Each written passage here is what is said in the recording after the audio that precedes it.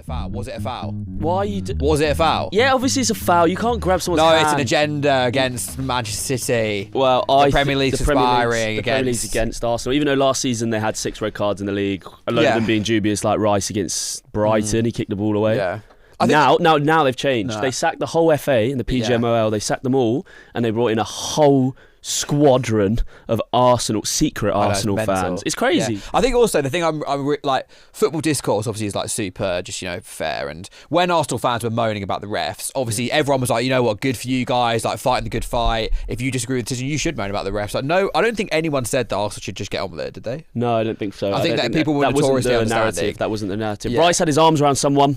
No, Trossard was fouling first. Joking. Trossard was fouling first. Joking. Did you not watch? No. Didn't watch. Trossard was fouling first. No, what the everything's a lie. David Raya, when he made that save, the unbelievable save, he had his tongue out. He went, you can't do that. You cannot do that in a game of football. And how it's not picked up on that in the... What are they doing? Arsenal are the crybabies. Arsenal are the crybabies. They cry. They cry. I wish they'd stop crying about everything. By the way, though, PGMOL are having an agenda against the rest of the Premier League. A massive agenda. You know what? This time last year, Arsenal was soft, and that's why they didn't win the league title. Now they're a bunch of hard bastards who are getting over the line in any means necessary. They're winning every set piece. They're all 6'2". You know what? It's not fair. They're bullies. It's not bloody fair. It's not football. I don't want to see football like that. I want to see tiki-taka football. I wish Arsenal in the past, they should have players like Sani Cazorla and Ozil and been really intricate. Yeah, get battered every time they go away to a big team. The games the whole time. Everyone loved it. No one really gave them shit when that happened, I don't think. No. I think everyone was really like, good for you guys. You fight the good fight. Yeah, 100% agree, mate. Doing my head in. What a bloody game. That was exciting. Momentum. Arsenal have unlimited momentum. One of the most exciting 0-0s I've watched in a very long time. It was 1-0 to Arsenal. Well, 1-0, but when it was 0-0. Yeah, it was. It was like there was no. Yeah, it was crazy. So tense. I don't think I've ever been. I feel like I'm affected by tension a lot more now when I watch neutral games. Like I get really, really nervous. I was sat there. I was like, this is like. Jesus Christ. Mate, it's so exciting. Even Peter Drury he actually came up with an unbelievable... What did he say? Oh, when when Pablo was on the floor and he thought he handballed it, and Gary Neville was like, oh, he's doing breaststroke. And Peter Drury, who I'm criticised a lot, he went, well, he might be doing breaststroke, but he'll have butterflies now. And I was like... That is quite good. And Peter Drury, you cooked, finally. Yeah. You finally done something worthwhile. That is off the cuff as well. He hasn't pre-rehearsed that one. No, he can't have done unless he just somehow thought someone might do breaststroke during the game. Yeah, no, it was a crazy exciting game. Real talk, I don't know why, outside of like thinking the fans are annoying, which is an agenda I don't get, why so many people don't want Arsenal to win the Premier League. I know you get a lot of stick for this, so I'll take over on it. It doesn't make any sense to me. Like, you should want, as a Crystal Palace or a Fulham or an Everton, whatever fan, the Premier League to be more competitive. And would this be like what, City's 7th title in 9 years? Yeah, would be. Why would you want that? You'd want Liverpool to come in and win the league. You'd want Arsenal to win the league. Chelsea a few years ago. Leicester not too far ago. What was that, 10 years? 11 years? 10 years ago this season, yeah. Like, you want to have different winners of it. So I just can't get my head around that, aside from, and I don't have any City agenda. I like them as a team. But with all of the 115 allegations and everything there and all the money they've spent, like, what is this like... Oh, I love City because I don't know any City fans. It's just like, oh my God. Like, it's just stupid. How chronically online are you that you get bothered by Arsenal fans that much? It was the same thing. Matter. It was the same thing when Liverpool won the league in 1920. And I was, I'm happy to admit, I was doing the same thing. I was like, oh, the fans just be so unbearable. But it's like, what does that actually mean? Like, I don't know any Liverpool. I actually had a few Liverpool friends at uni and like they were pretty nice actually. And I'm happy for them. The pro-Arsenal chat you just had reminded me of a clip actually on the Clips page. Shout out the Clips page. And shout out just the support recently. 5-star Spotify, follow, all that good stuff. Let's get the Clips page to 10k on TikTok. You do a whole thing about how you think Arsenal, you're convinced they're going to win the Champions League final, blah, blah, blah, blah, blah. I just sit there. I don't say anything. Yeah, I've seen half the comments are like, supposed Palace fan, by the way. I'm like, I haven't said a word. In fact, the first thing I do is disagree with you when you say that. And I said, there are people like, oh, this guy says he's a Palace fan. I'm like, what fucking hell, guys? Seriously, check that Clips page out because that is one of the funniest things. I was scrolling through all the comments in that, like pre-Sid. Scarlett, my girlfriend, was looking for it. Like, why are they going after Ollie? I'm just like, what does he fuck me for? I'm just there, like, I go, no, you're wrong. You're wrong. Well, my girlfriend was looking through the comments and obviously a few people had to go at me, like, classic Arsenal fans. Yeah. And then Scarlett was like, can I reply saying he's a Fulham fan? Actually, I was like, no. It's like your mum helping you at school fight. I met Scarlett for the first time on you Saturday. Did. I had a birthday party, mate. It was nice, wasn't it? It was lovely. Do you enjoy yourself? I had a great time. I feel like there was like different groups because you had my friends from school, you had my football team friends, and like naturally at any party you're gonna have like people are gonna congregate, and then I had my content friends, and it was like just by the front door it was like you, James Alcott, Joe Tomlinson. Who else was in that? Chris. Yeah, Chris. Chris MD was there. Kieran was there, and it was just like this little content corner. It was, yeah. Usually we have the air fryer there. This week there was a content corner. We were cooking over there instead. Yeah, it was fun. It was good fun. Got a nice gaff, bro. Thanks, mate. And the address of that gaff is... no, it was nice. I was very hot, though. Yeah, it was warm. It was warm. And there was about 15 line bikes out front as well, because everyone clearly just turned down the same way.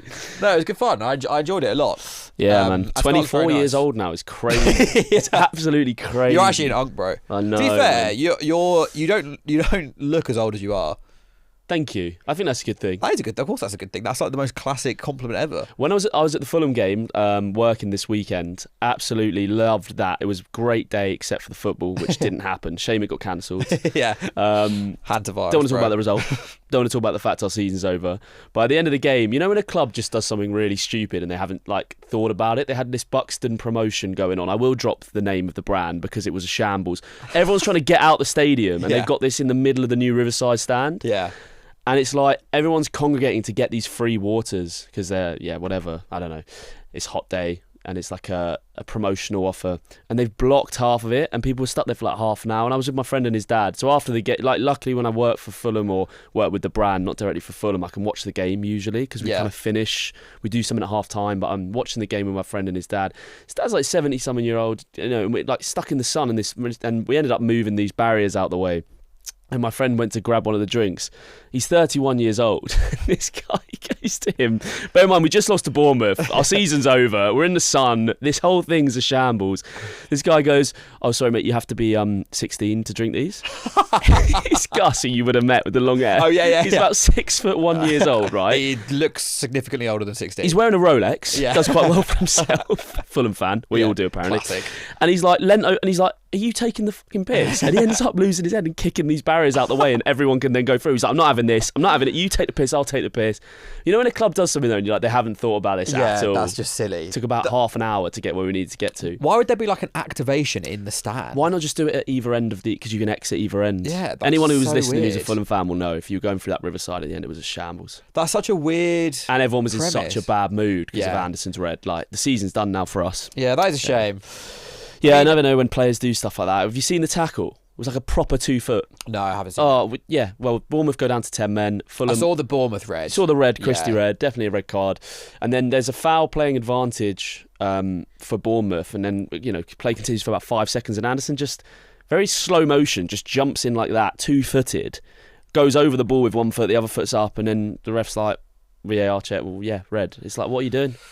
What are you doing? I think we briefly spoke about Anderson on Saturday, but like I really liked him at Palace, and I was really sad when we sold him. But that was a great sale from us in hindsight. A good example of actually of just a club knowing more than me. Apparently Glasner had never really liked him. You replaced him with Lacroix as well. Yeah, right? very different defenders actually, because Lacroix is not as good on the ball as Anderson is. No. But is like rapid, really good, like counter-attack defender. Although he got fucking done by Beto yesterday. Did you see that? Yeah.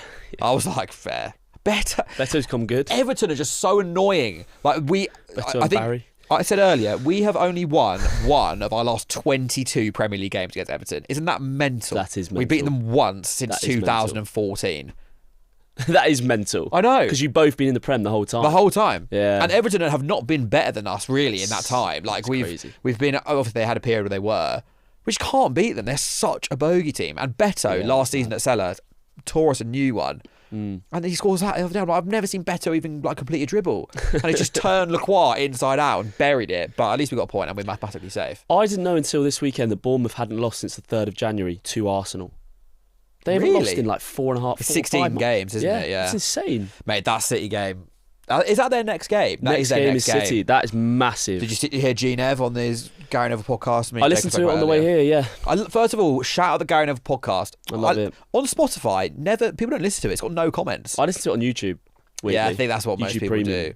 Yeah, so do I actually. YouTube Premium's a good investment. But yeah, he said, didn't he, thinks title's going to be over at Bournemouth that week. Yeah, it seems like a hard game for City. That going away to I think Bournemouth. momentum. Like we said on the pod last week that, or I said, not to give myself too much credit, that things are just happening to Arsenal. Yeah, things are just happening, and he said it in his one as well. Like the West Ham game yesterday, that is just like that. That just happens to champions. Yeah, definitely. You got to get a little bit of luck, especially to get you first. Like we spoke about City's Aguero moment of last podcast and ranking the top 5 teams that went from nearly teams to real winning teams. Mm-hmm. And I think like they had luck along the way. Yeah. We spoke about United dropping points weirdly, and like, even the QPR, like Barton losing his head and getting sent off in that last game. Yeah, that's true actually. Yeah, like you need those moments to get and over the line. People forget those moments a lot of the time. Yeah, they do. They forget. I mean, I don't know if people will forget about this, but as I keep saying, 2 weeks after the Prem's finished, no one's going to care about us in the league. Massive game tonight though. Tottenham need to capitalise. Oh yeah, Tottenham Leeds. I mean, if they get the 3 points tonight against Leeds, it feels like they've got 1 foot out. Yeah, it feels like they're almost out. I think that's part of the reason why I got so annoyed yesterday, because West Ham equalising would have given people the outcome they want at the top and the bottom, because obviously people don't want Arsenal to win the league and they want Spurs to go down. I controversially don't want Spurs to go down. I've said it loads of times. Well, and weirdly, yesterday's result means that Leeds are mathematically safe. Yeah. So you'd assume they would have probably took their foot off the gas tonight against Tottenham. It's not as important. I think it wasn't either. They were probably going to be fine, obviously, but now it's kind of like they're just probably on the beach. There's so much of it at this point in the season is like, are the teams you're playing against, do they have anything to play for or not? And I think Man City playing Bournemouth is like the worst possible team they could be playing right now, because if they finish 6th, they could get Champions League. It's Iraola's last home game. They're 16 games unbeaten. Like that is just Bournemouth away would probably be like a bottom 3 fixture you'd want to play at this point. Whereas Arsenal got Burnley at home. I do think they're probably gonna. It's not going to be as comfortable as people think in even the Palace game, possibly. But it's just, fixtures matter. Yeah, massively. Also, I read that Pep said that they're going to rotate quite a lot against Palace on Wednesday. They've obviously, because they played FA Cup or something. They got the cup final on Saturday. Is that this Saturday? Yeah. Wow. It is. So Palace are reigning FA Cup. When did the FA Cup change from being at the end of the season? I feel like it was always the last game. Good question. I don't know. Comments have to let us know. It's a weird one, that. I have a dilemma to run past you. Okay. I'm going tonight to watch friend of the show, Liam Miller, in the playoffs. This is a massive game, 0-0. Millwall Hull at the Den. Knock a few people up. Please don't take that seriously, fans. Thankfully, this is going out after the game. Yeah, thank God. I've obviously been given a ticket through our good friend, Liam Miller, which is an honour. But I did inquire to him. I said, is this in the away end? He was like, yeah. Now, I feel a little bit bad as a Fulham fan to be getting a ticket, but we discussed off air that a lot of players do get allocated tickets, so they have to go to someone. Yep. Now, they could and should go to a real fan, or is it okay that I, as one of Liam's very close friends, am going to watch him in the biggest game of maybe his life, outside of Canada's World Cup campaign? I think that we spoke last week about football, kind of, the harsh realities of football when it comes to the finances of big clubs. Unfortunately, this happens in football a lot. A lot of fans in a stadium don't support the team. Yeah. And at least you have good reason to be there as a good friend of. Also, you're going to contribute to the atmosphere. That's the thing. I'm not like the West Ham fans who got thrown out of the stadium. The Arsenal fans. Exactly. It's not like that. You're going to support Hull. Yeah, massively. And I mean, I get why you feel bad. Like when I've done work early this season, where I've been in like home ends that I don't support, of teams I don't support. So when I went to Southampton Portsmouth, and that's a huge game. Like that is one of the biggest rivalries or derbies, I should say, in the UK, and I went to Southampton. I felt really bad that I'd taken that ticket from a Southampton fan because I don't care. Whereas like their biggest game, but game is a game. Let us know in the comments. It'd be interesting to see what listeners think, if it's wrong or if it's acceptable. Well, I said off air that the Palace versus Arsenal, obviously at Selhurst, last game of the season.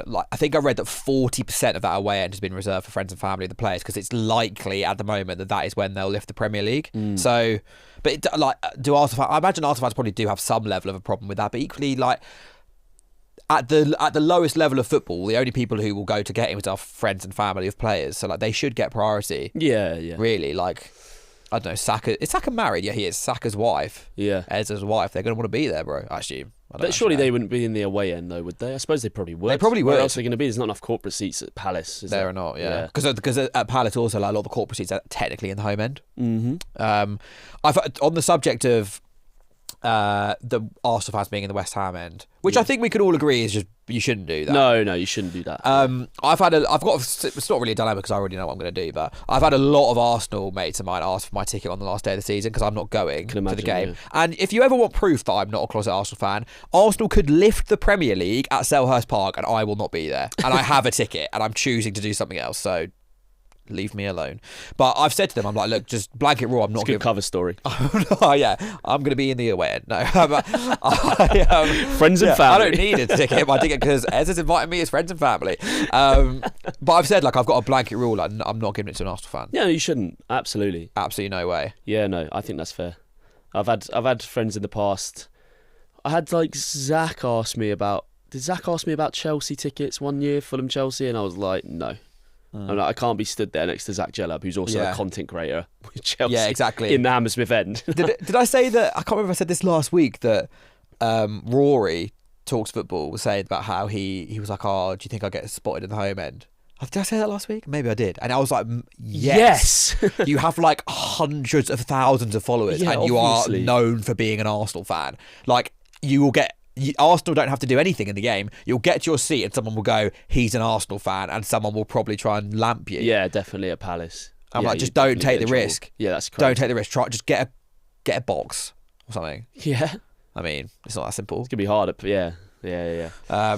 Talking of Arsenal winning the league, I don't know. Let's get into the main part of the pod. I'm actually excited to do this. Me too. We've been looking forward to this for weeks. We have. This was floated a while ago internally, and today is the day. We are going to be reacting to our pre-season predictions. Yes, sir. So we did a predictions pod, our first ever podcast. I know, that was crazy. When we first pitched this idea, I didn't know that, and then this morning I listened back to a few bits of it, and I went, oh my God, it's our first ever one. What do you think's changed? So much, man. We were so much more professional back then. Yeah, we were. We didn't start screaming at each other at the start of an episode about Arsenal. Yeah. Is it a foul? Is it a foul? We're just nonchalant. I much prefer the setup now as well. Shout out Red Bull. As Red always, Bull. They've made this studio look unbelievable. Apart from that, mate, I think I've really carried, to be honest. I noticed it at the start, but even more now. Yeah. Every episode you just back, you're like, damn. It's crazy. Damn, it's just me and... that's it. What were the full categories that we had? We had the top 7. We predicted our top 7. Uh-huh. We also had a few rogue shouts from you, but I've unfortunately seen that most of them have come true because you're annoyingly good. Whoa! We had the dark horse. We had player to watch. I've got a player to watch from you. I don't have a player to watch from you here. I think there's kind of just a list of like kind of just. But you have Golden Boot.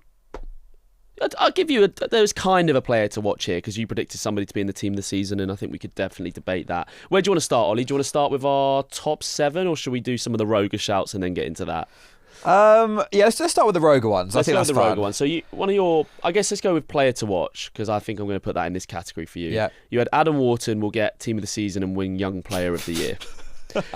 On hindsight, that's actually a bit of a rogue shout considering the Conference League was always going to be your focus. Yeah. And if we're looking at this from a Prem perspective, that was probably a bit of an oversight. But just next to that, Doku will be in the team of the season. I'm really proud of that one because take yourself back to like this time last year. I actually said that on the final day of 24-25 and Doku was doing sweet fuck all for City at that point. And I said Doku's going to be in the team of the season. And I think is it fair to say he definitely will be in the team of the season? Who else has been a better left winger than him? I mean, he scored 3 worldies in a week. I think he's probably going to be a left wing. I can't see any like Njai or who else is above him. I'm just trying to find. It's not Fartis Melly, is it? Fartis Melly. So last season in the Prem, 29 appearances, 3 goals, 6 assists. Yeah. And I said he'd be in the team of the season the following year. I think that's a great shout. Yeah. Personally. Yeah, it is. The Wharton one, yeah.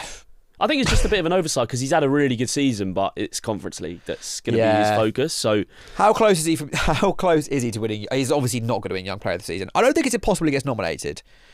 I think he's probably nominated, yeah. But who is like obviously Nico O'Reilly will 100% be above him. Yeah, Nico O'Reilly's going to win it, surely. Yeah, I can't think of any Arsenal. Lewis Skelly's too late of a shot. Croupy at Bournemouth. Croupy's had a great season. Yeah. Although the Croupy thing. I mean, no, he has had an amazing season, but like you know how they got him I think he signed from Lorient, and that's like Bournemouth's sister club in League R. Yeah, but that's half the Prem now. I know, isn't but it? it kind of not like, I know Bournemouth get a lot of credit for their recruitment, and rightly so, but like that they kind of cheated. You can't start hating on multi-club ownership now when it's the only reason you're in the conference final is because of multi-club. It's the only reason. You wouldn't have got past Villa. Oh! Yeah, we would. We massive always for you. beat Villa. We are Villa's bogey team. Emery's never beaten Glasgow since it has been at Palace. I was side note. I was texting you about the Palace result, watching the game on Thursday night, and then you text me like it was the best 2 minutes of my life because I obviously celebrated us winning, and then I went on FootMob and just checked the Forest score 4-0 down out of Europe. You were like, yes. That was. I know that I tried. You also said that you don't care about other teams' bad results to me on this podcast, in this studio. Yeah, but the context. Also, so full-time whistle goes at Palace, and obviously the fans are going around, players are going around celebrating, and the PA announcer goes, and some of the other results from around European football tonight, and it just goes, Villa 4, Nottingham Forest 0. And everyone was like, yes. That's class. I'm not a big hate watcher, but I was hate observing that. It's understandable, mate. But yeah, I think Doku being in a team of the season, I can't think of a left winger who's going to get in there above him right now. No. Unless we're just really missing someone. Semenyo, possibly, but like Doku has been better than Semenyo in the same team for the latter half of the season. Yeah, and Semenyo's been a right winger for City for the second half of the season. The left wing options are bleak. To be fair, it's not great. But yeah, that's a great shout from you. I'll give you that. Wharton one, maybe not so good. I've got a couple of players who you gave a shout out to. Here we go. go. Your player to watch break through this season, Josh King. How do you feel about that? I actually feel really good about that.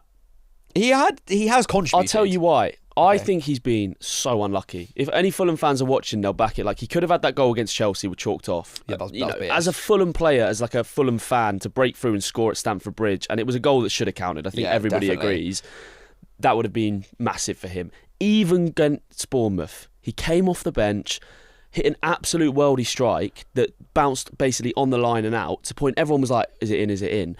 I got a SofaScore notification that told me it was 1-1. Really? And I got my phone in my hand, and I was like, wait, what's going on? And they're like checking it. It's like, no, it's not in. But like, he's had so many moments where he's been really unlucky. And like, Fulham haven't had a bad season. We're on 48 points, and he's been a really important part of that. He kept Smith Rowe out the team for a long time. Maybe the luck just hasn't gone his way massively in front of goal, which has gone against him. But I think he's been brilliant for us. But also, most Prem fans will know who Josh King is now. Not sure they would have done. How much did he play at the end of last season? Yeah, no, not at all. So yeah. I'll give you that one. One I'm not going to give you, but I think I also backed this guy. Is Tierno Barry.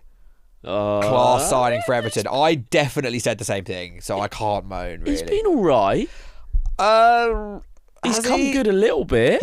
He has scored like 8 goals. Didn't he get a brace against City? He did, but like Beto's gets him out of the team. 8 goals in your first Premier League season. If he can get to 10 by the end of the season... I mean, yeah, but he probably won't. He's only got to get 2. but there's only 2 games left. Yeah, but that's what he does, man. He always scores. He always scores late in the season. I'm completely making this up. I was really big on him. So I don't think 8 goals for Everton is that bad. It's not. But like, we should have said Dewsbury.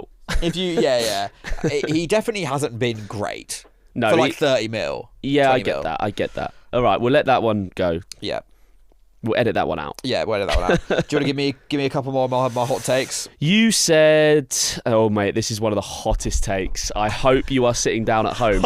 Golden boot.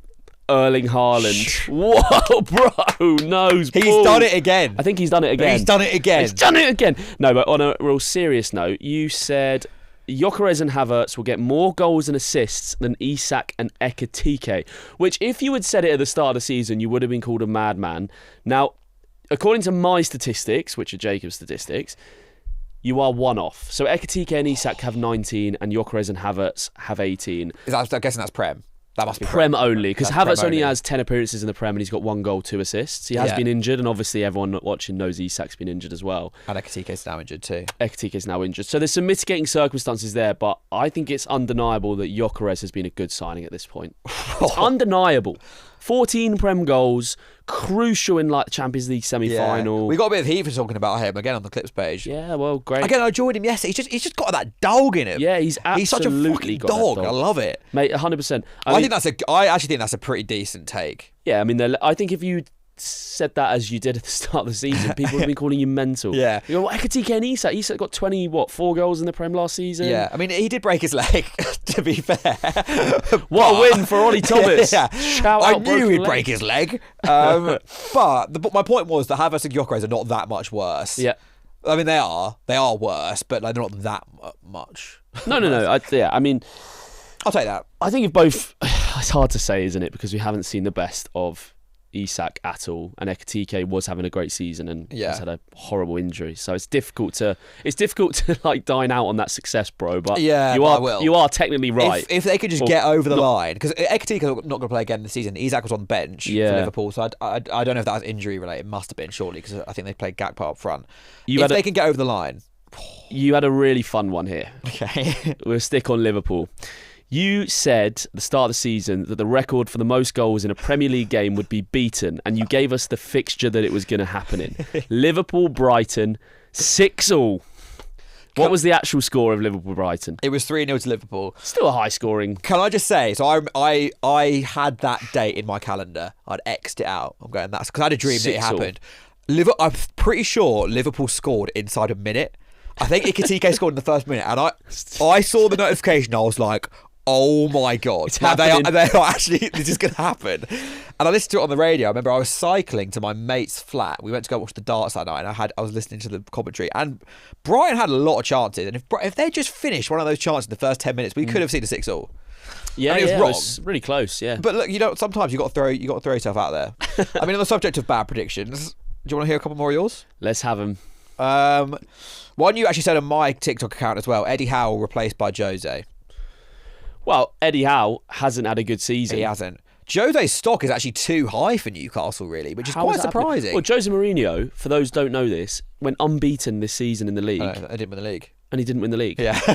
How mental is that? Kind of poo-poos the Invincibles. Arsenal Invincibles that bit, doesn't it? It kind of does disprove. Yeah, it does disprove any of their claims. He's going to go to Real Madrid. Do you think he will? Yeah, I do. I still don't think that is that bad of a shout. Eddie Howe has had a bit of a stinker of a season with Newcastle. The project did feel a little bit. Yeah. I mean, I don't mind it. This one, I've got actually direct quote here. Go on. This was sent to me in quotation marks. Go on. I think Thomas Frank is a really good appointment. Never said that. You also said, I've got a direct quote, I like the Thomas Frank appointment. To be fair, everyone liked the Thomas Frank appointment. From where they were from winning the Europa League. It felt good. Getting rid of kind of Ange and instability. Thomas Frank's always very level-headed. Yeah. You just thought they can only improve. How wrong were we? I think it's such a good lesson of managers taking that step up to a big team. It very, very rarely works. Yeah, a manager going, and that's why, like, if you said to someone this time last year, Thomas Frank is a better manager than Iraola, I don't think many people would contest that like aggressively. No. Now you'd be laughed out of a room. But that's because Iraola hasn't made that step up. That's why Glasner hasn't made that step up. Marco Silva hasn't made that step up. Yeah. I think it's a really good time to be a mid-table manager, because I actually think it's quite easy to manage a mid-table Premier League team. That's a hot take I have. Because think how many good mid-table managers there are. Mate, when we do our pre-season predictions on this pod, I'm going to learn so much from that. Like, you are right. Everybody, if they did a survey now on the Prem fans, would go, Iraola's a better manager than Frank. I'm going to sit there and go, not sure. Yeah, because it's just the momentum, and it's like the right club, the right fit. Things so change quickly. I mean, when we eventually get onto the league position ones, there's some things here where it's like, right now it looks silly you'd say that, but at the time it was unanimous. Ollie, you said in your pre-season predictions, Chelsea, Liverpool, Man City, and Arsenal will all win a trophy this season, with Arsenal winning the Premier League. I'm pretty happy with the Arsenal Prem shout. Well, Liverpool obviously aren't. Chelsea could win the FA Cup. You could have 3 out of 4. I could have 3 out of 4, which is kind of. Chelsea and Liverpool have been incredibly disappointing this season. I think, again, when you actually look back on how those teams were viewed, Liverpool, I got so much heat on my TikTok when I said Arsenal would win the league. So much. People were like, you are an idiot for not saying Liverpool. Like, they won the league and they bought all those players, like had what people said was the best transfer window a team had ever had in the Premier League. Chelsea just won the Club World Cup. I know that, like, you know, that's obviously...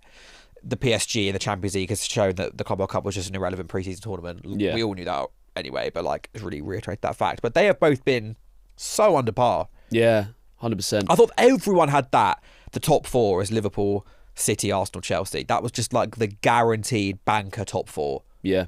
And Liverpool might finish 5th. And Chelsea are like 9th, 8th. It's crazy. Chelsea have had...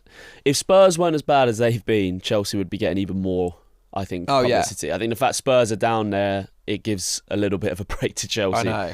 But yeah, mate, any more stinkers on your side from me? No, I've got some good ones. Here we go. Actually, we got one bad one. Sunderland will get crushed by AFCON. Everyone said that. Everyone did say that. Again, I was actually very anti that view at the time. Well, they have slightly fallen off. Yeah, but not because of AFCON. It was probably because of Xhaka injury. February, onwards. Right? But maybe that was just they took their foot off the gas. They got safe, Yeah. Here's a couple of good ones for you.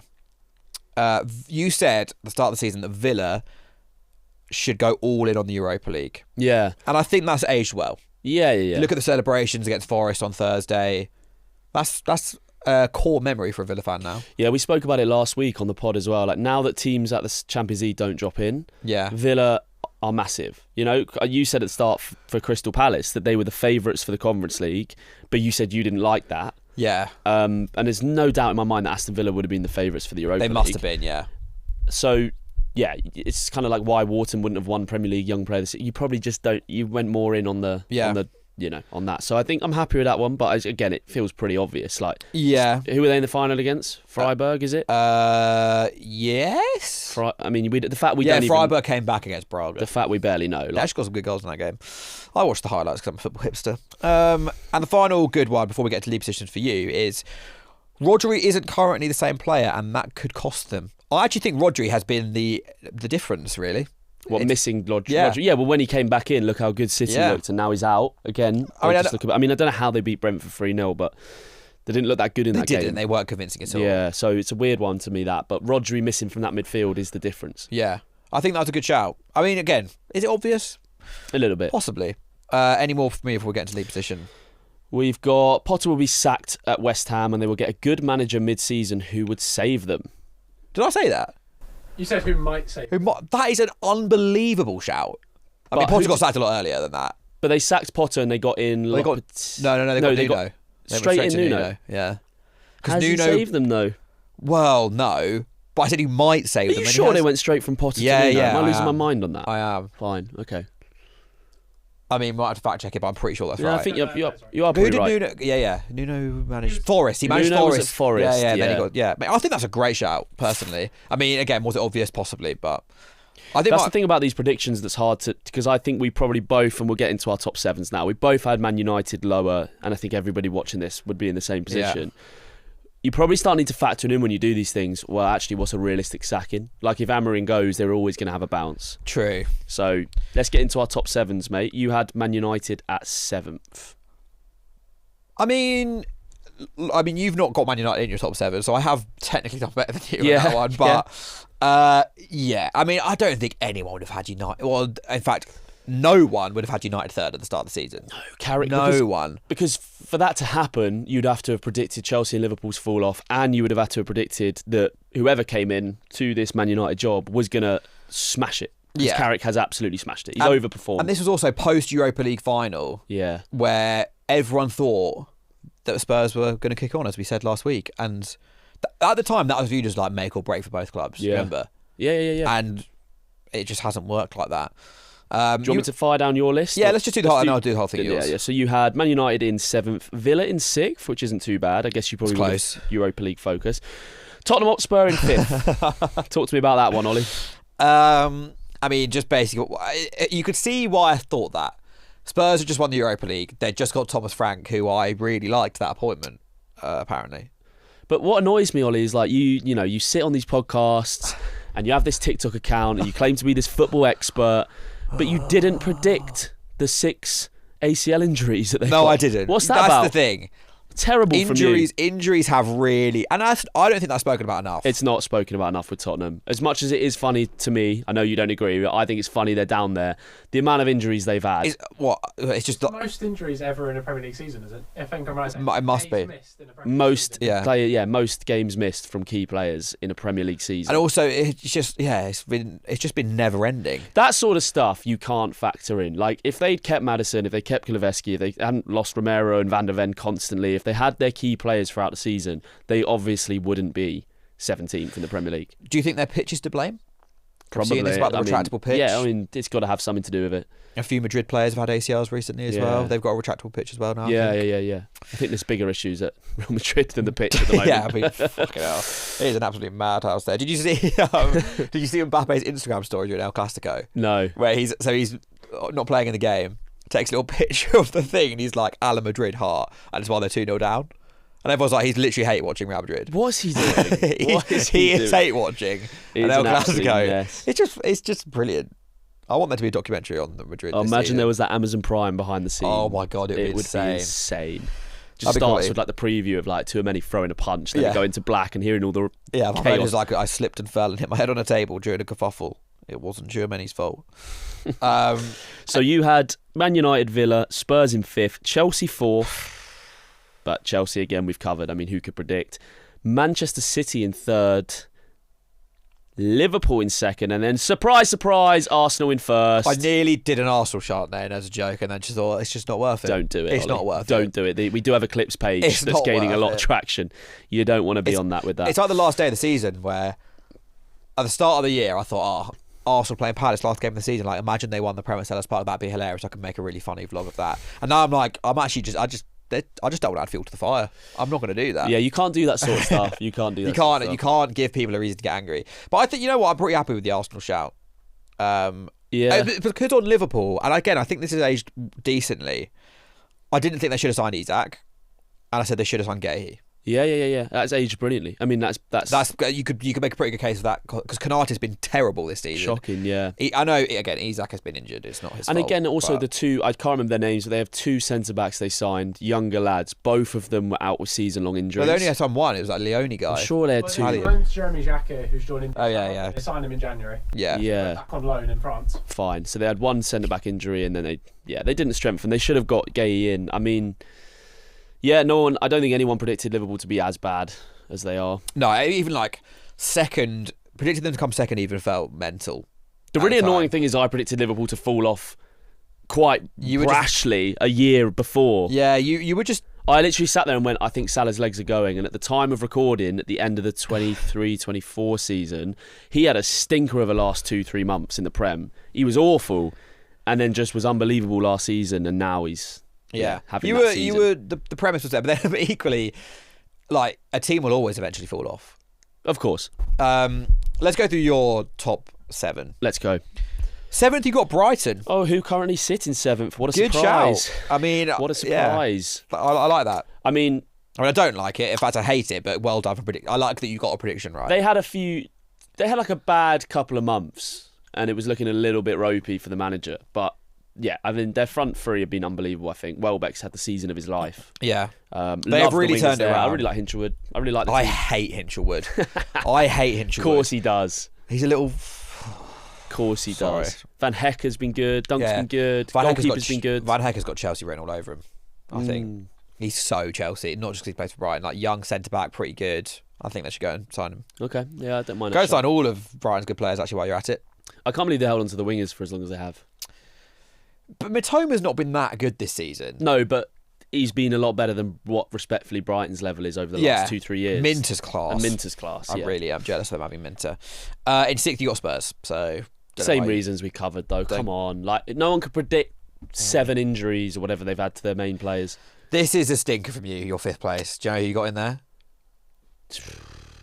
Villa? Newcastle. Oh, So sorry, just to be clear, you said that Eddie Howe will be replaced by Jose. I actually think I was going off the premise that he would lose his job early and Jose would come in and steady the ship and get him into Champions League football. Okay, I stand corrected.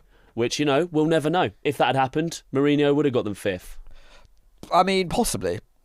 Probably not, but possibly. 4th, Chelsea. Same Again, thing. you just didn't see the fall off. They Thought should keep be. Maresca. I think If they kept Maresca, they'd be 4th. Still thinking, defo. 100%. Maresca, I just still can't wrap my head around Maresca to City. I just don't see it. It feels likely to happen, though, doesn't it? I think it will happen, but I don't see that replacement. I really like Maresca. I think he's a good manager. Xabi Alonso to Chelsea. I heard there talks. Yeah. What do you think of that? I mean, as long as I don't get Iraola, I don't really care. Because because Iraola wants to live in London. God, if we get Iraola, mate. You're not. Oh my god, I didn't understand where you go in that. Palace are not getting Iraola. Why? It is not a crazy thing to say. It just Why isn't. would he leave? Okay, so Palace are likely to play Europa. But he's League. left. He's left Bournemouth already. It's not a case of why would he leave Bournemouth for Palace. He is leaving Bournemouth. That is confirmed. Yeah, but you might as well stay at Bournemouth. He can't. You're stay playing at in the Bournemouth. same competition. You'll be playing in the Europa League with either team. He can't stay at Bournemouth. Will you have much more of a budget than Bournemouth? I think. You Look, gonna with all sign due more respect to players? Bournemouth, like they have had a better Premier League season this year than we have ever had in the Premier League. I want to throw that out there right now. But we are like ahead of them in terms of trajectory.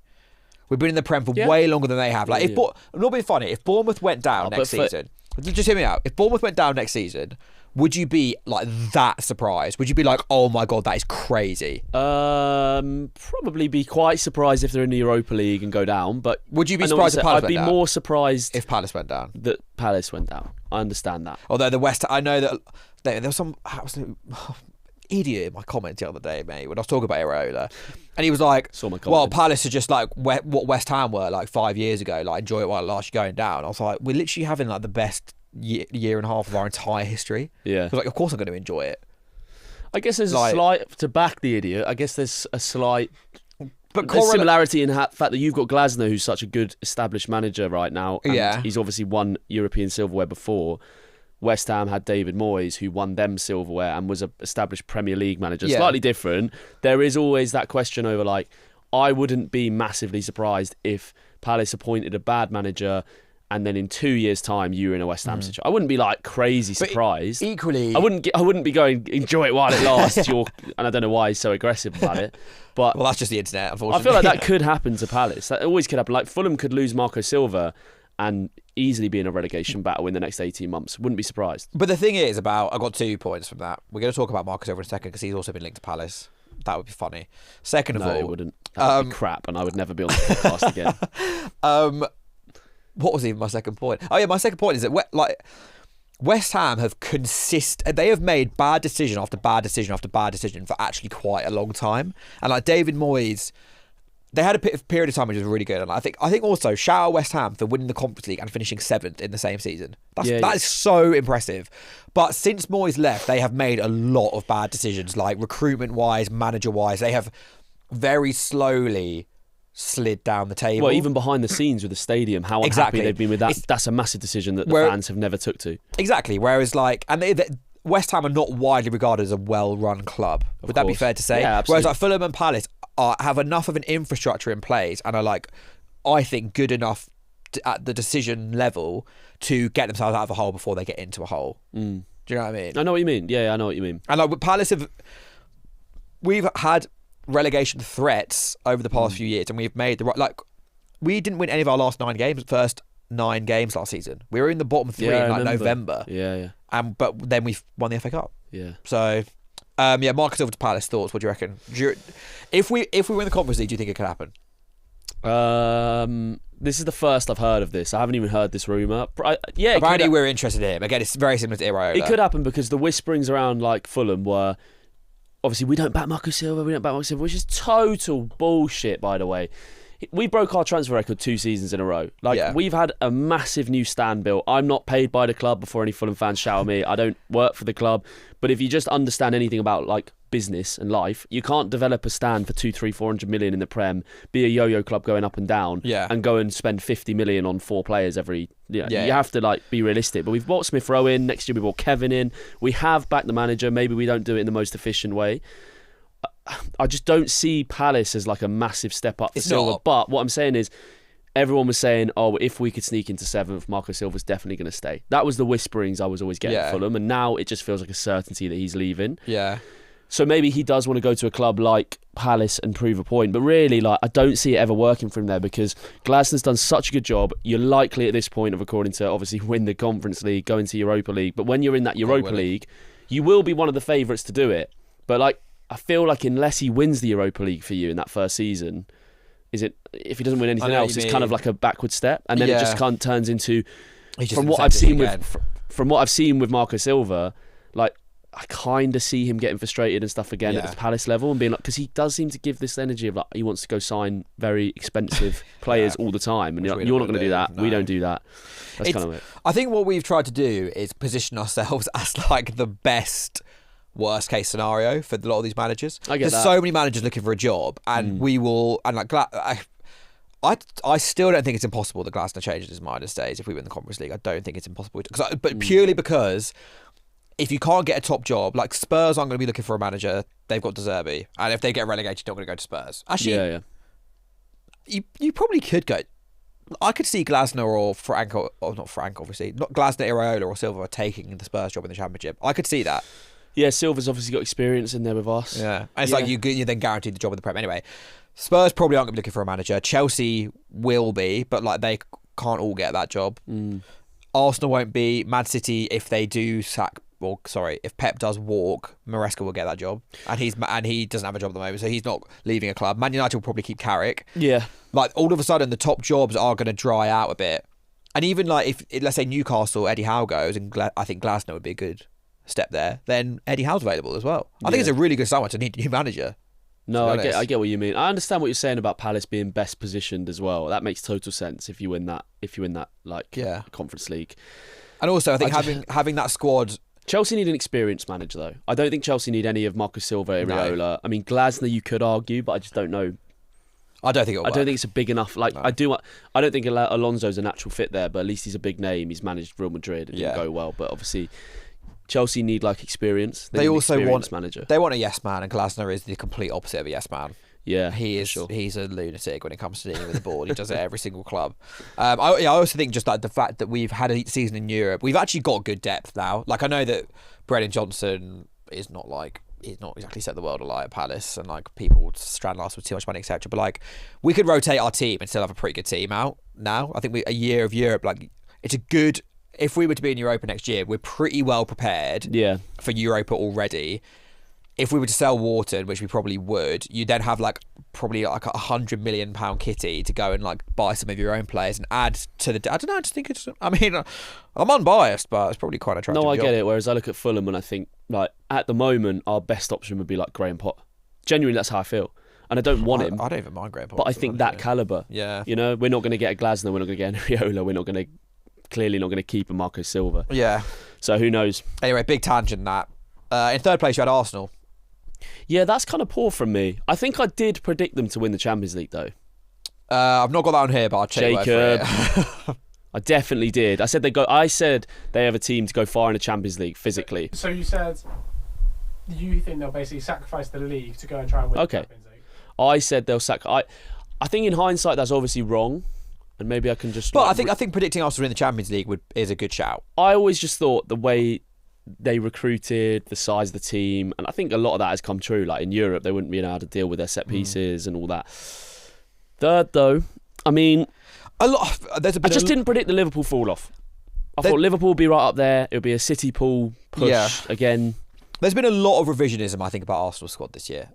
I do. I think now the depth is the best in the league, but I don't think their squad is the best in the league. And I think now people kind of talk about it, it's like, well, of course Arsenal should win the Prem. They've got an amazing... But it's like, but no one was saying that at the start of the season. They weren't. No. And you look at it on paper, like, if you did a combined 18-man squad of Arsenal, Man City, Liverpool, how many Arsenal players are getting in? Like, not that many. The team that should have won the league... Not a majority, sorry. Yeah, no, I get you. The team that should have won the league, and there's no doubt in this in my mind, I agree with that, exactly what you said about Arsenal, and everyone now looking at it and being like, wow, they're so good. It's Man City.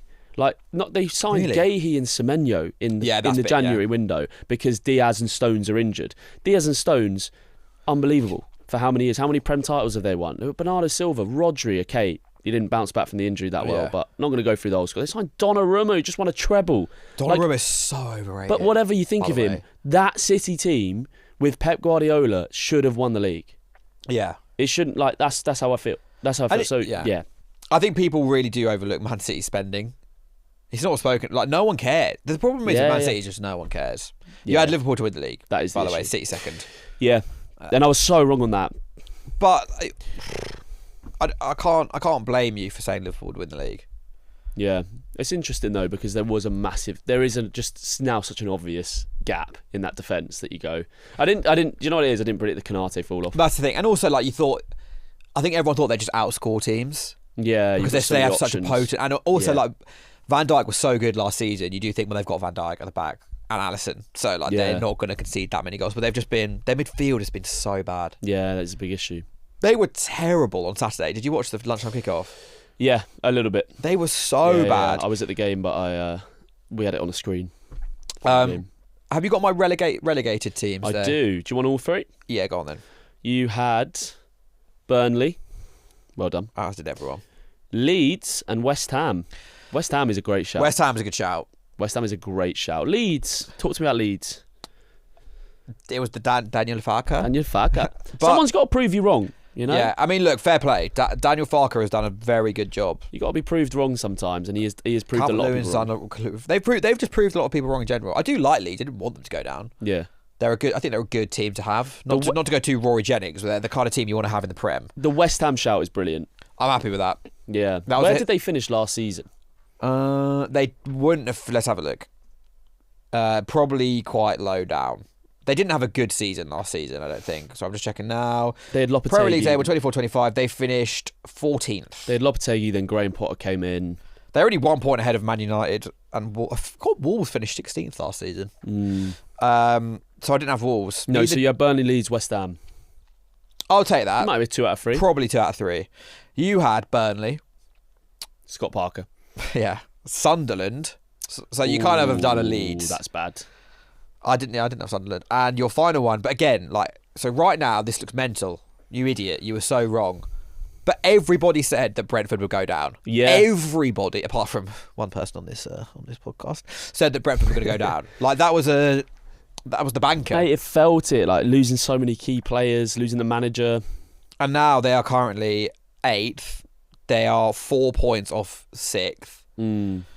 I mean, they've done an unbelievable job. They've done unbelievable. I just hope I just need them to not get Europe.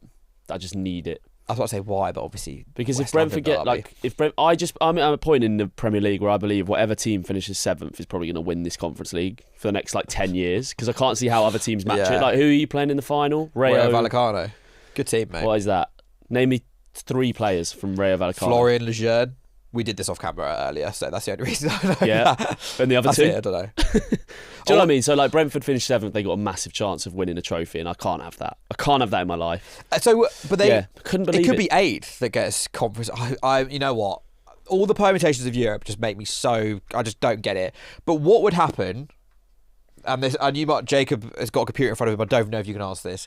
If Chelsea were to win the FA Cup and finish 9th, Palace were to win the Conference League and finish not in the European spots, and Villa were to win the Europa League and finish 5th, wouldn't Europe go down to 9th? I don't think the Palace one affects the league. Okay. Chelsea would take one away, so 8th technically wouldn't get one because so confusing. It's so confusing. Then Brentford at 8th wouldn't get Conference League because Chelsea would take that one away from winning the FA Cup. I should have known that. That's exactly what Palace did Brighton last season. Underrated moment in our rivalry, by the way, taking that European spot from them. There's actually, I think the current projections of the Europa League have Palace, Brighton and Bournemouth all in the same pot. Right. Game's gone, mate. That is gone. 3 Prem teams. Let's be honest. 3 pretty meaty Prem teams playing Europa League next season. And I'm including Palace in that. Before this is what I mean, man. It could be the death of the Europa League long term. I don't see the finances in it. How do you feel about your predictions overall? Proud? I'm unhappy with... I'm not bothered about Chelsea and Spurs being higher up. No. I'm not too bothered about Man United. I should have maybe seen Ruben Amorim getting the sack. But it's hard to predict that. I'm very disappointed with the Sunderland one. Yeah. Didn't see that coming though. They snuck in 6th place in the playoffs. They snuck in and then gone up. No one thought they were ready for it. But I'm pretty unhappy with that. What else I think that's probably my worst. You actually kind of had a bit of a stinker. I did. If I go... It is pretty poor. Not to be rude. If I go through, your dark horse team was Fulham or Everton. Everyone had Everton. But I don't mind Everton. The thing that I'm a bit confused by there, I think your best shout is Brighton in 7th. But you didn't have them as your dark horse team. But I think, where did they finish last season? 8th. He was going to do dark horse out, but then was like, I don't want to be boring and say Brighton again. There you go. You're just a content brain. There you go, bro. That's the thing. Also, if they finished 8th, then they finish 7th and get Europe. Yeah, true. It's not that big of a dark horse story, is it? Whereas Everton been improving each season with the Moyes. Yeah, I'd like Everton. Go on, keep going, keep digging me out. I mean, so yeah, just to run through, I'll just do a quick TLDR of everything. So relegation: Burnley, Sunderland, Brentford. 1 of 3. You got there. 7th Brighton, 6th Spurs, 5th Newcastle, 4th Chelsea, 3rd Arsenal, 2nd Man City, 1st Liverpool. It's not great. Stunk. It's not great. Liverpool one stunk. Dark horse, Fulham/Everton. I mean, it's not awful. Who is the real dark horse? Brentford. Bournemouth. Both of them. It's Bournemouth. Yeah. Josh King, player to watch. Not awful. Don't mind that. Also, very similar to my Adam Morton one. Just biased. It's so biased. Unbelievable. Eddie Howe being replaced by Jose. You're not a million miles away. Eddie Howe was, he looks like he could be off. Sunderland will get crushed by AFCON. Meh. Everyone said that. Barry is a class signing for Everton. I said the same thing, so I'm not going to give you heat for that, but I don't think that's aged very well. Villa have to go all in the Europa League. Yeah. Like that. Rodri isn't currently the same player, and that could cost them. Yep. Can't big time. I think Thomas Frank is a really good appointment. Right, let's go for yours. Yep. I really like the Thomas Frank appointment. It's the first one. Good shout. You had relegation, Burnley, Leeds and West Ham. I'm taking that. That's good. Man United 7th, Villa 6th, Spurs 5th, Chelsea, City, Liverpool in 2nd and Arsenal to win the league. That could be... Could age well. Could age very well. Neither of us had Man City to win the league. That's interesting. Dark horse Everton. They were just the nailed on dark horses. AFCON won't affect Sunderland's window. I'm taking that. AFCON won't affect how good Sunderland's window has been. Yeah. Palace are favourites for the Conference League. Aged well. Liverpool look weak defensively and can't win the league based off what they currently have.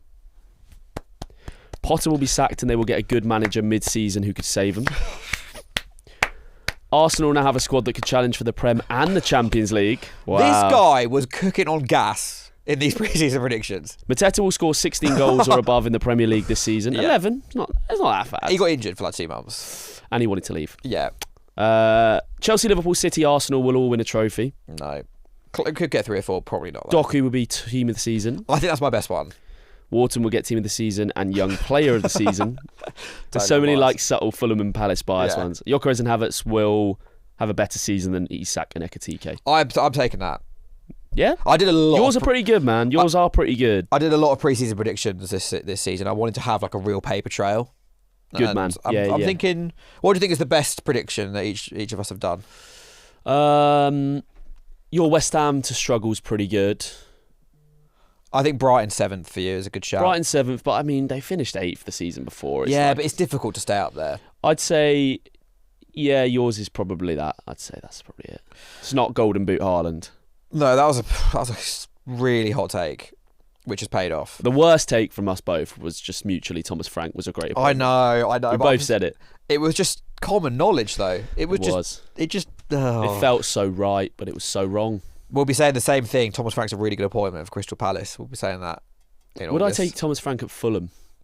Would you rather Thomas Frank or Graham Potter? Obviously, he wouldn't land that well at Palace because of the Brighton link, maybe. If for Fulham, who would be a better appointment? That's a really good question. I think Graham Potter's a good manager. Yeah, it's difficult. But it's difficult though because he's only outside of obviously his come up, and he did so well to come up in wherever Sweden. But in the Premier League, like when you've got Brighton as your only managerial case study, as we've seen with Thomas Frank at Brentford, it's clearly a behind the scenes, that's a really good point, unbelievably well ran club. And he's not proved it. He can't go to West Ham and prove it. So I think, like, does he come to Fulham? And I think his stock is way lower than Thomas Frank's is. Because even like Frank, like Spurs didn't exactly thrive without Thomas Frank there. Do you know what I mean? But we can't, the thing is with that, we can't get Thomas. I don't think we can get Thomas Frank because of the Brentford links, and I don't think you can get Potter because of the Brighton links. I would take Thomas Frank. If you said to me right now, Thomas Frank, Palace manager, start next season, yes or no, I'd go, yep. Yeah. Although I did see that clip. You've seen the clip of him in the dressing room talking. I can't remember. It's early in the season. Yeah, he's trying to motivate the boys. I thought someone say like going from Ange to this. Yeah. It's him going like second balls, guys. Yeah. Just win the duels. That's quite good, Thomas Frank. That's quite good. Right, we'll take a quick break and then we'll do question of the week. This episode is sponsored by Hill Coaching Company. Feeling stuck, bored, or quietly running on empty? Oliver Hill is a UK-based business coach guiding leaders, founders, and entrepreneurs to intentional happiness, wealth, and legacy. The work is direct and challenging. Honest conversations exposing the self-sabotage and breaking down the comfort zones that no longer serve you. The result? Clearer decisions, stronger relationships, genuine happiness, and success that feels enjoyable. Find out more at hillcoachingcompany.co.uk. I've got some breaking Chelsea news for you, bro. Oh, I mean, it's not like they've not hired anyone, but the two of the front runners for the Chelsea job Felipe Luis. Yeah, the ex-fullback. Yep. And Oliver Glasner. Glasner. But you just said that he would be a terrible fit. Are they not listening to this Board live? level, he's a terrible fit. Yeah, but he is because a good manager. Like, he's not a bad appointment. I don't know anything about Felipe Luis's managerial career, so... He's done really well. I actually do know a bit about this. Okay. Because I was sat next to a Wolves fan a while ago who was telling me about Matt Hobbs, who is Palace's director of football, who replaced Dougie Freedman. And Matt Hobbs used to work at Wolves. Matt Hobbs loves Felipe Luis. He thinks he's really good. He was managing Flamengo. That was the dance or the football team. Get them confused. But he did really well there. Like, he was smashing it. And then he got sacked because he was talking to Blueco. Right. Apparently. And he didn't tell them about it. But was he going to go to Chelsea or was he I think he's going to go to Strasbourg. They've got Gary O'Neill at the moment. I know. I mean, surely Felipe Luis is better than that. But don't be surprised to see Felipe Luis managing Palace next season, because Matt Hobbs is our director of football and he loves him and thinks he's really good. Okay, that's a good shout. That should be one of your early predictions if we do what Yeah, we will Felipe do. Luis to be in at least. I haven't really seen him mentioned that much. He's been thrown around with like the generic like Frank Lampard and whatnot. But the Glasner one feels like, I mean, obviously he's a winner of a manager, but it feels like you said, if you just speak out against Blueco, which you are perfectly entitled to do with the way they're running the club, you just get sacked. But who do you think Chelsea fans want? Fabregas? Fabregas would be surely their first choice, but they're just. I think Chelsea are so like just yearn for the glory days now. It's just no one's ever going to be good enough. I saw Matisse say on something Zidane would be his number one pick. That's I think he said it on Saturday Social. Why would Zidane take that? I job? think to be fair to Matisse, he was like it would never. It was like his top 5 picks. But why would it wasn't like he said it's probably not realistic, but it's what I would want. Why would he want Zidane? I'm confused by that. Anyway, question of the week. Here we go. I've actually got 2 questions. Is it about how I would star in the 1970s England team again? No, we will have to ask Chris about that if and when we get him on the pod. Oh, spoiler alert. If and when. Emphasis on if. First one from T-Lace98. I am actually paraphrasing this one because the way he's worded it is a bit weird. What is your favourite niche footballing thing? Like just the most random thing in football that you really like? Niche footballing thing? Yeah. I've got mine. So there's just a really random thing that you really like in football. As part of the game? It could be surrounding the game. Go on, give me yours. Mine is how heading it back to the keeper always gets like a really positive fan reaction, even though it's just a really simple thing to do. Do you know what I mean? People do love that. Yeah. People love it, even if you're totally unchallenged and you just nod it back to the keeper. Everyone's always like, I'm like, this. Of course he should do that. That's your favourite thing. That's one of my favourite football niche things. It's just so silly. Can I say one of my least favourite things? You can do whatever you want, mate. Even though it's not the question. I despise when I sit in the hammy end at Fulham when like Bassey passes it sideways and you need a goal and you're in like the 65th minute and the fans, you have like 1 or 2 old blokes, they're always old blokes, and you're like, go forwards! The goal's that way! And you're like, well, you got 25 minutes to score a goal. Why do we need to just lump it forwards? Football unks doing that do my head in. And it's like you just have like Kearney on the pivot for Fulham, or it could be anyone. You have Bruno Fernandes, I'm sure it's the same at Old Trafford, or like Gravenberch picks up the ball at Anfield, and you get that one fan who sits next to you, and they'll do like a little turn and play it across the Swaz line. It's like, we're forwards! Yeah. That is annoying. Makes me want to throw hands. But I can't think. I need to think of someone I like. Go on. People used to always do that to Benteke at Palace. Like he would often like man mark the number 6 of the opposition team to obviously just like cut that passing lane off. Yeah. So he wouldn't be pressing the centre backs. God forbid. Fucking pressing Benteke. He's lazy. No, he's not. He's just doing he's doing a good job. Have you seen their centre back pass the ball to midfield all game? No, because he's cut that line off all game. Yeah, fine. I've got my niche thing I love. It doesn't take a lot for me to fall in love with a player at Fulham, right? Yeah. If you ever are watching this as a Fulham player, you want to know, how do I win John's heart? Come out after you've done your little Premier League handshakes, come towards the fans, and just tap the badge. Bassey does it every week. He runs towards the Hammersmith end and he just does about 3 taps and goes like that. And I'm like, I'd die for you. Yeah. I'd die for you. He probably did it at Ajax. He probably did it at Rangers. But just all it takes is just go like that and just go like that. I was just about to say, Mateta does that the whole time. We were in a corner. Mateta's there, waving his arms up, conducting the crowd, telling them to start singing. I'm like, oh. Anytime you like up against it and you need a goal and a player, they win a throw in. Like Kevin came on and he was unbelievable against Bournemouth, to be fair, in his little cameo from back from injury. Wins a corner.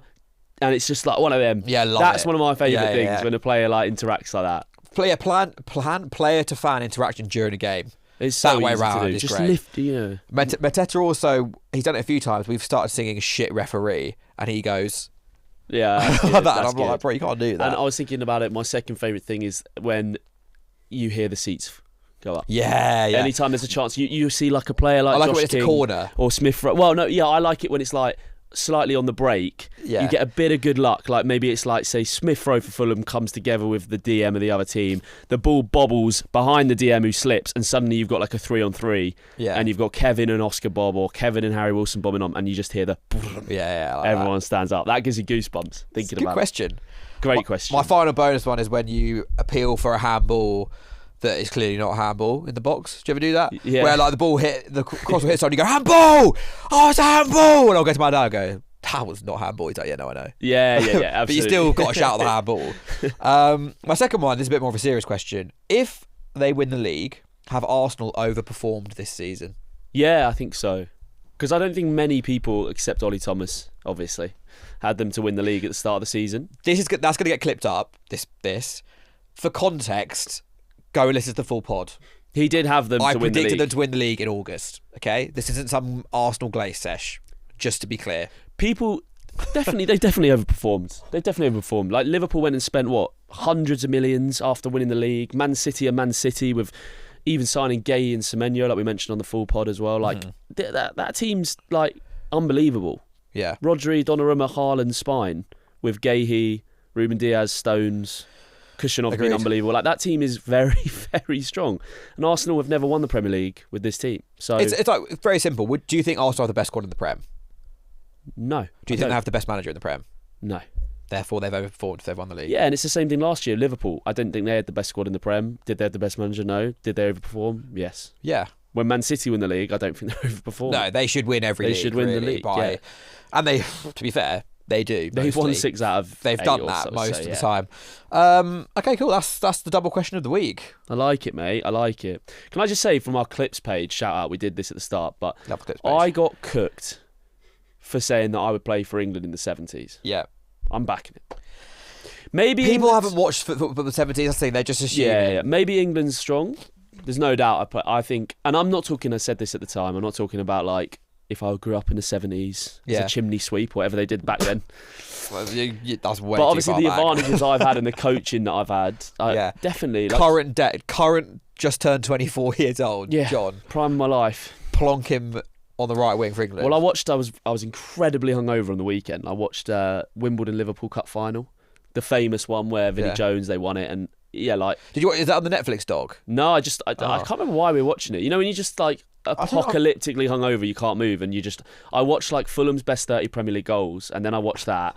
I've just never done something like that. What? Is that mental? Like when people are like, oh, the other day I just watched this like random game. I'm like, why? I don't watch like a full 90, but I'll put on, like, watching Wimbledon Liverpool in the 90s. Is that 1989? yeah, it's like 12 minutes long, mate. It's not that. It's good to watch. It's interesting. Well, I thought they've just dropped a documentary over there about Wimbledon.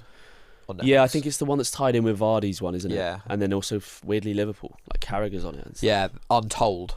Yeah. Free I need to promo watch for you it. guys, by the way. You're Yeah, welcome. Let's edit that out, Jacob. Yeah. Other streaming services are available. Yeah, I know better as well, actually. But yeah, no, I got cooked for that, and I think I would.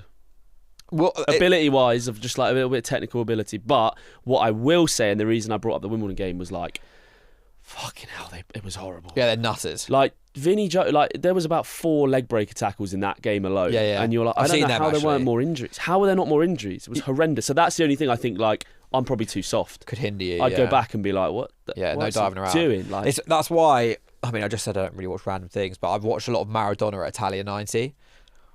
Watch like you can watch like 40-minute highlights of those games. I've done it for the semi-finals and the final. You will gain a whole new level of respect for him when you see the tackles that are going in him. He's just riding them. Like, Yeah, it's yeah, actually insane. So I get that. yeah, it's I get crazy. that. It's a different game, mate. Yeah. Also, the good thing about that take, and it's actually the total opposite of the predictions, is no one will ever be able to prove that wrong. That's so true. Like you I'm can gonna dine never out on that. Yeah, it's true. you can never ever. No one can definitively say that's wrong. You'll never prove it's wrong. Let us know in the comments. Yeah, do. I mean, it probably... No, I back it. I back you. Do you? Right. Do you actually?